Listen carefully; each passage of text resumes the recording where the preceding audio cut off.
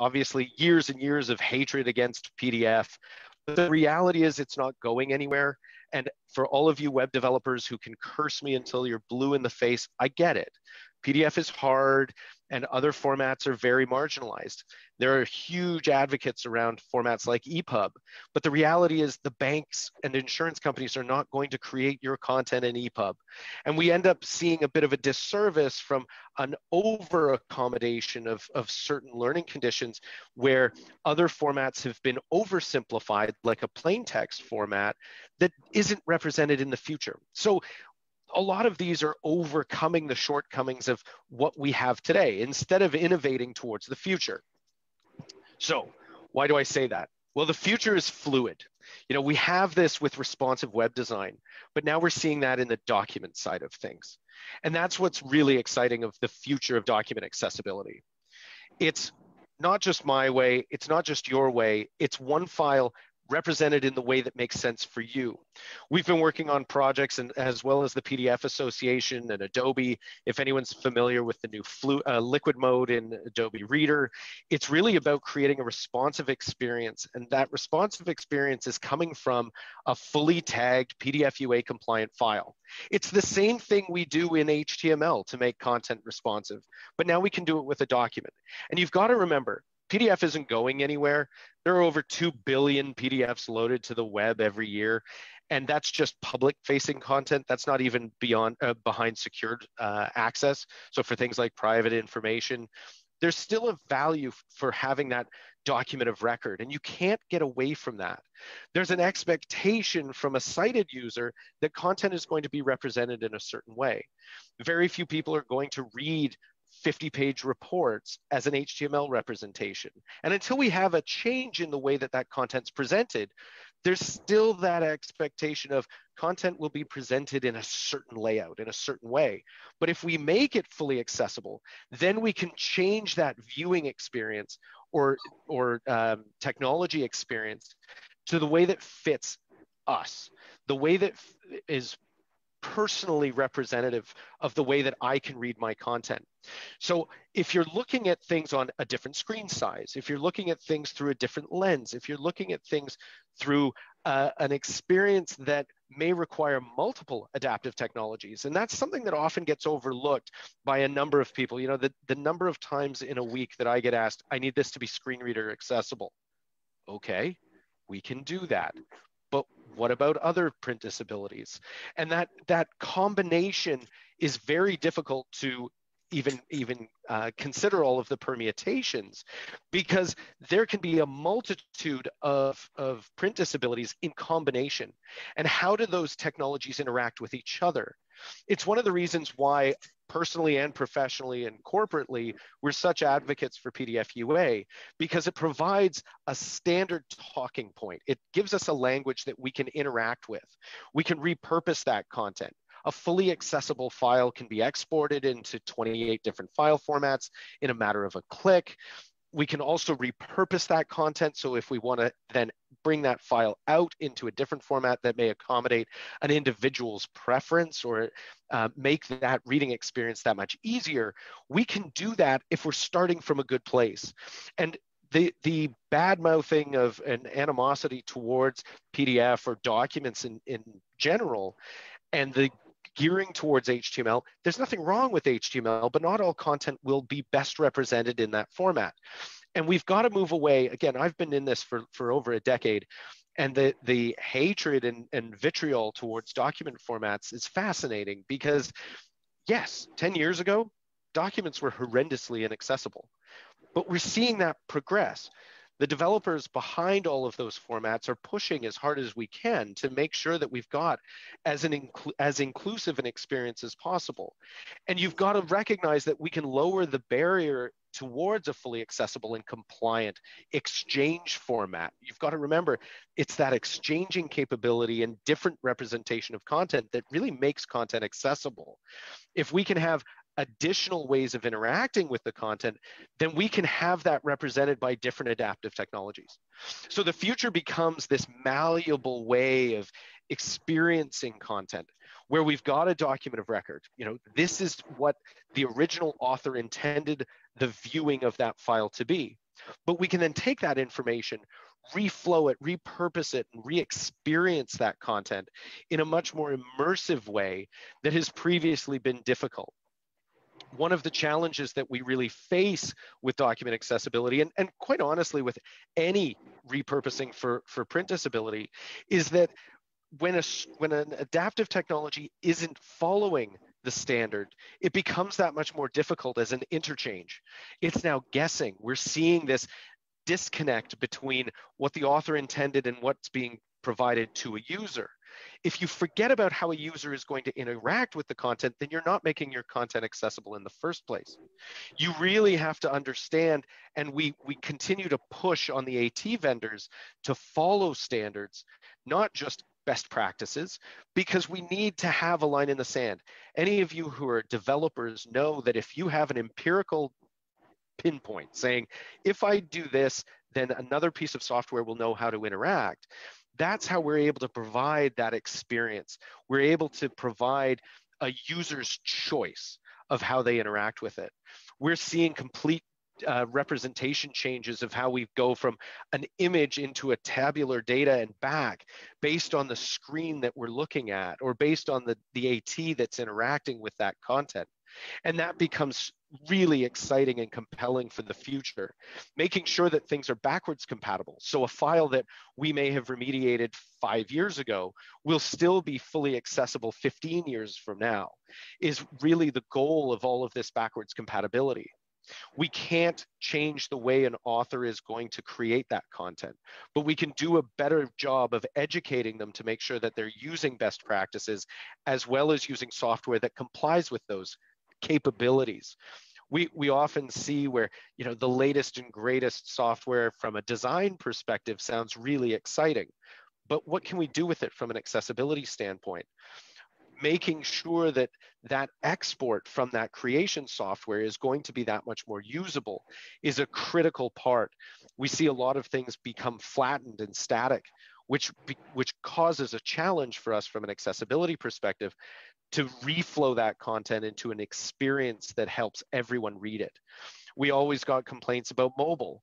Yes, we want things to be accessible on mobile, but is it the best way to represent that content? Maybe, maybe not. But if we can then take that back-end data, repurpose it, and now we don't care what device it's on, because we've got an accessible experience from the file to the viewer to the AT, and ultimately to the user. So the user gets to choose how they want to read it. And again, by following those standards and pushing the limits of the standards, we're now releasing PDF UA2 in the coming weeks, which is a really exciting transformation to, which is based on recognition of the things that we're missing in PDF UA1. I mean, you've got to remember, this has been years in development, and making sure that the major vendors are following along with those best practices is a challenge. But now we've got that line where we can say, if you do this, then you're going to automatically make sure that you're conforming with all of your legal requirements. But more importantly, you're able to provide an experience for an end user that is completely immersive, completely accessible. And now we don't have to repurpose content in 5 different formats to post on a website to be quote unquote compliant, or recognizing someone's right to choose how they experience that content. It's now automatic, and we're providing that immersive experience throughout the entire process of document creation, document presentment, and immersive reading. I know that there's way more to talk about, but with a 10-minute limit, and I know Mikhail will yell at me if we're late. Just a quick last slide. This is our corporate contact information. Again, we've got offices throughout North America and Europe. We work in 49 different languages. We're always happy to answer any questions you might have about document accessibility, and obviously our product suite and services, but I never want to get too pitchy in conferences. Please follow us on LinkedIn or Instagram or Twitter, and looking forward to the next time we get to see you. Thanks so much. Thank you, Adam. Thank you very much. I can tell you that if there's one part I hate about my job, is when I have to cut presentations short, because really I would love to sit and hear you guys more and more, especially that I know that when I'm given the stage, I never am on time. So I appreciate you guys really keeping it tight. By the way, I will join your call, and I invite all of you to also join Access Israel on Twitter, on Instagram, on Facebook. And I'm not really a social media expert, but I was written here that I should say that look for Access Israel. Very easy, very simple.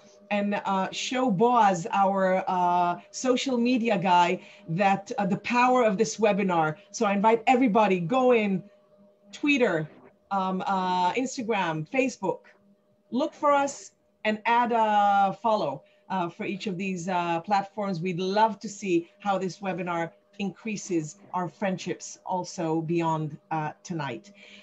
Tonight or this morning, depends where you're from. Our next speaker, guys, is Georg Char. He's the CEO of Signtime Austria. We have been following the amazing work this company is doing, met them in Zero Project, introduced by Help for the Blind and Visually Impaired in Austria, our great friends and partners, Klaus, always recommended and pushed. So I'm very, very happy that we can include you today, Georg, and I'm looking forward to your presentation on an avatar which provides translations to sign language. Please. Yeah, thank you, Michal. My name is George from the company Signtime, and we are based in Vienna, Austria. And how I look like, I'm something 50 plus with a brown to gray hair, and at least some of them left. And I'm in the office in Vienna. The wall behind me is plain. I removed the painting because it's a bit distracting at Zoom calls. Yeah, and I want to present you Signex, our sign language avatar system, and our Look app, the sign language tooltip. So let me share my screen with you.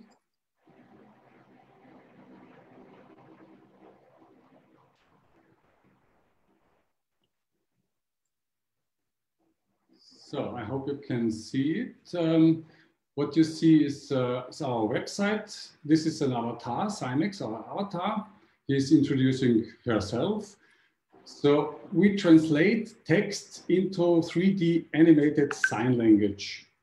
We do this in a semi-automatic way, and I will show you some works we did in the past with the avatar system. As you can see, we can very easily change the look of the avatar because the character, the whole information of the movements is not stored on the skin of the character, but on the skeleton. So we can reuse all the movements we animate with our animation team, our animation software, and it's very easy to change avatars and to customize them for certain customer needs. How does it look like if it's animated? I'll show you this one. So this is a semi-automatic animated translated avatar with sign language. How does it work? The engine provides a suggestion of a translation, and our human translator overworks that and optimize the translation. And if they are satisfied with the translation, then we render the video and we send the video to our customers. Our customers send us the text information, which is translated, and we provide the translation as a service.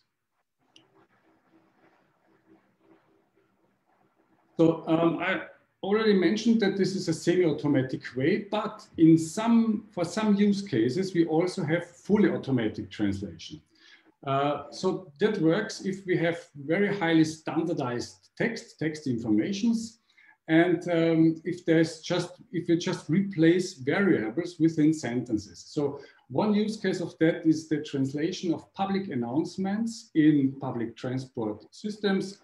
Like this one, this is we did this within a project with the Vienna public transport company, and with this avatar system, we translate in real time the public announcements, the incident messages, and other announcements which normally you hear by the loudspeakers, and we send this message to the smartphones of the deaf people as a push-up notification. As I already mentioned, it's very easy to change the skin of the avatar, and our customer can do this by themselves. So we have an avatar editor on our website. It looks like this, and it's very easy. You can just change. You can change between a female and a male avatar. You can change the clothing like this. You can change the hair model like this, and also the colors. So there's everything possible. You also can insert some logos and background information, so you can really customize the avatar for your special needs. All customers can do this by themselves. But in some very special use cases, the avatar editor does not fit the needs of the customers. And for that, we have very specialized avatar designers, and they can, for example, produce avatars like this one. So this is a very special avatar made for a customer, for a Roman museum in Germany.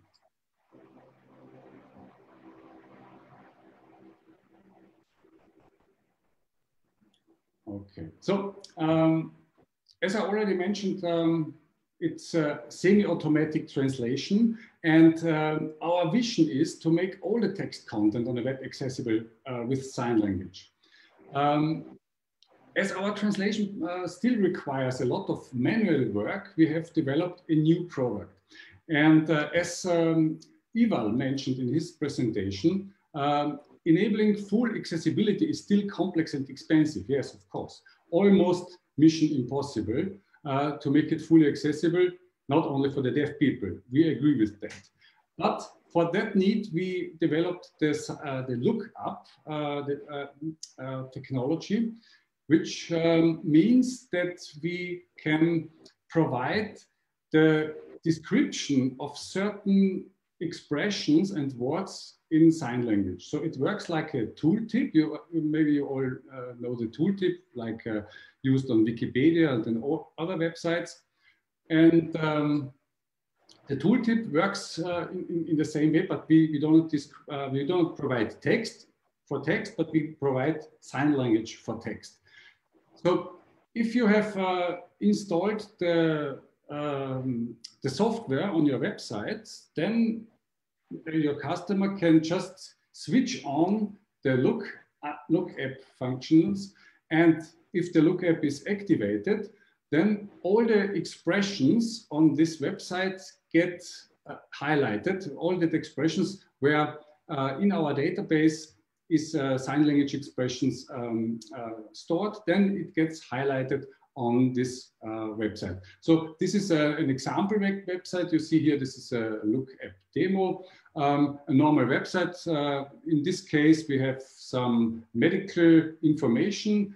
This is a fantasy medical product, but it works in that way. If you find a special term where you think you don't know what it means, then you just put your mouse on the expression and you get the sign language expression in a loop as long as you move with your mouse on the expression.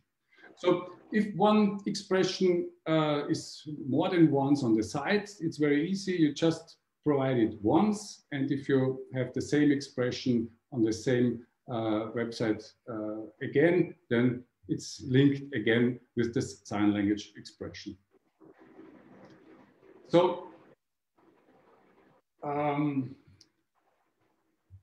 this kind of sign language translation is very highly scalable. So compared to the full translation of text, it is much easier to implement it. It's much cheaper to get very huge amounts of text accessible for deaf people. So of course, it is not a full translation, but it becomes next closest to a full translation. Okay, so far to my presentation, and you find all information about our company and our services on cymex.media, and also this this demonstration, this lookup demonstration is on this website, and you can try it by yourself. Thank you. Thank you so much. There's one question that I see in the chat.